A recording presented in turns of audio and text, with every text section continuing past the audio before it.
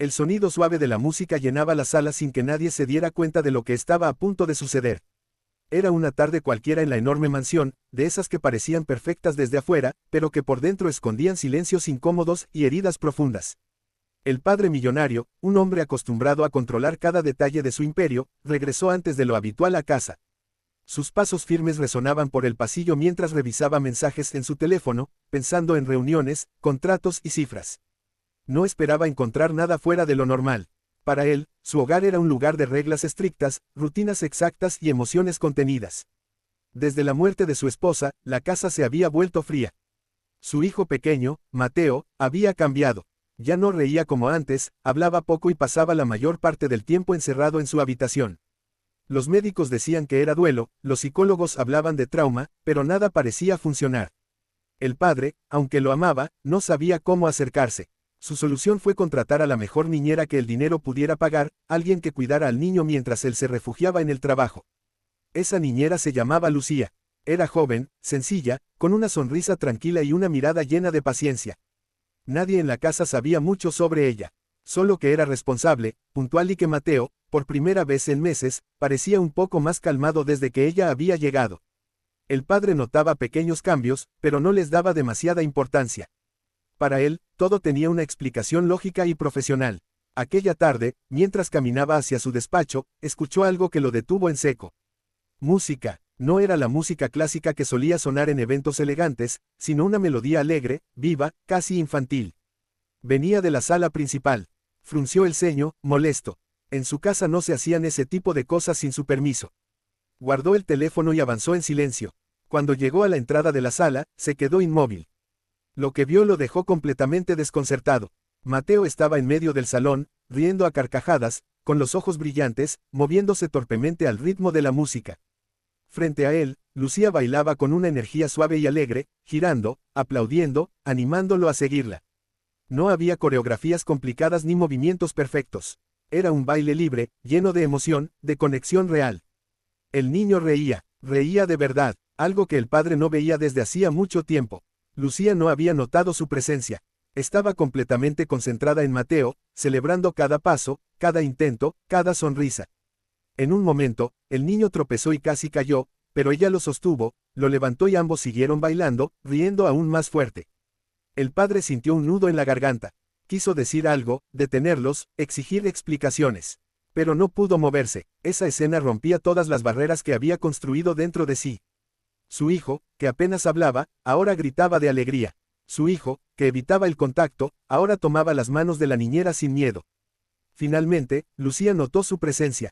La música siguió sonando unos segundos más, hasta que ella se dio cuenta y se detuvo bruscamente.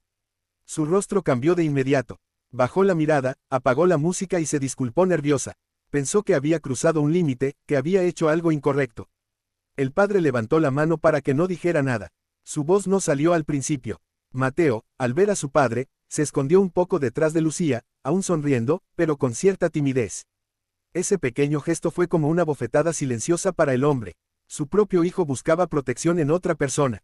Respiró hondo y pidió hablar con Lucía en privado. Ella asintió, preocupada. Pensaba que iba a perder su trabajo. En el despacho, el silencio era pesado. El padre la miró fijamente, tratando de entender quién era realmente esa joven que había logrado lo que médicos y especialistas no habían podido. Lucía, con voz temblorosa, comenzó a explicar. Dijo que no era nada especial, que solo había notado que Mateo reaccionaba a la música. Contó que su propia infancia no había sido fácil, que había crecido en un hogar humilde donde el baile y la música eran una forma de sanar, de olvidar los problemas, de sentirse vivos. Explicó que nunca obligó al niño a nada, que simplemente un día puso música suave y comenzó a moverse, y que Mateo, poco a poco, se había unido. El padre escuchaba en silencio. Cada palabra lo golpeaba. Se dio cuenta de algo doloroso. Él, con todo su dinero, nunca había intentado conectar con su hijo de esa manera.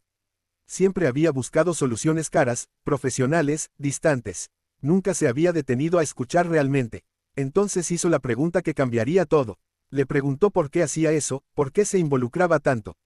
Lucía lo miró a los ojos y respondió algo que él jamás olvidaría. Dijo que veía en Mateo a un niño que solo necesitaba sentirse seguro, visto y amado, y que no podía ignorarlo, porque ella sabía lo que era sentirse solo. El padre se quedó sin palabras. En ese momento, comprendió que la verdad que había descubierto no tenía nada que ver con el baile. La verdad era que su hijo no necesitaba más cosas, necesitaba presencia. Y la niñera, sin proponérselo, le había mostrado el camino. Esa noche, el padre no se fue a trabajar. Se quedó en casa. Por primera vez, pidió que pusieran música otra vez. Se sentó en el sofá, torpe, incómodo, sin saber qué hacer. Mateo lo miraba con curiosidad. Lucía, con una sonrisa tímida, los invitó a levantarse.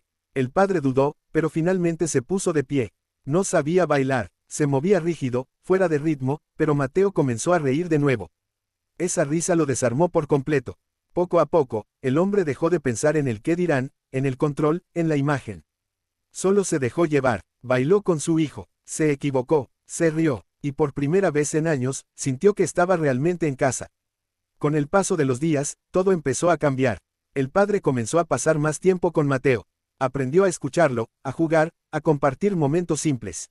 La casa, antes silenciosa, se llenó de música, de risas, de vida. Lucía ya no era solo la niñera. Se había convertido en parte esencial de esa transformación. Tiempo después, el padre descubrió más sobre la historia de Lucía. Supo que había estudiado danza, que había renunciado a sus sueños para ayudar a su familia, que había perdido a alguien importante y que, aún así, seguía dando amor sin reservas. Eso lo conmovió aún más. Un día, sentado en su despacho, el padre tomó una decisión.